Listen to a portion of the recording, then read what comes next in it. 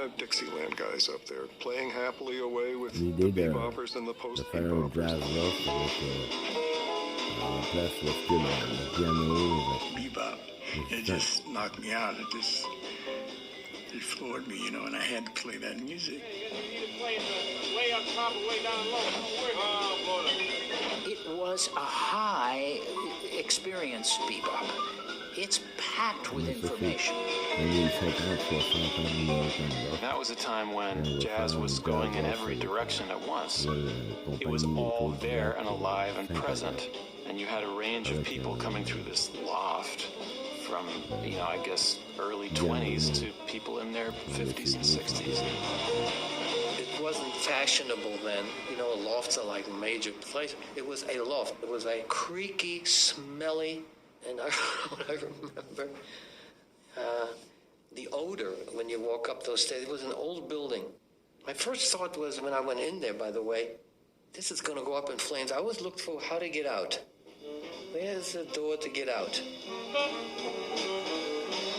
Just that whole thing of the fun of the music. And that was happening at the loft. That was happening all over there. There was a spirit about improvising that was infectious. If you think about the history of jazz, jazz has always struggled for a place. So imagine what it meant to make music in a loft space, with the sounds of the city sort of invading that space and inspiring musicians to try to mimic, speak back to, and engage those sounds. Jazz musicians wake up and they need to play. The work is the excitement, and they're always looking for excitement, and they're always looking for work.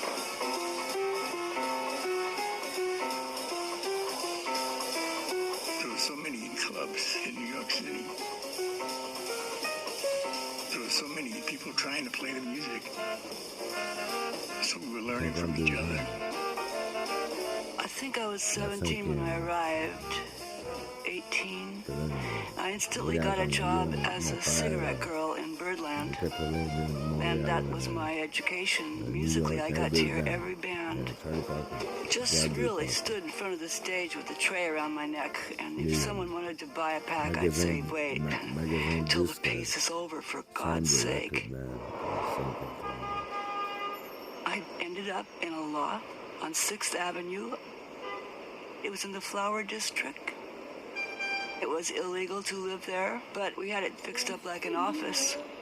Our clothes were in file cabinets, and every morning we would make it look like we had a business there.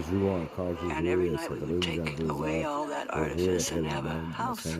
There were a number of musicians up and down that street in the 20s, and we could get to each other's lofts by crossing the roof, fire escape up to the roof, across the building next door, down the fire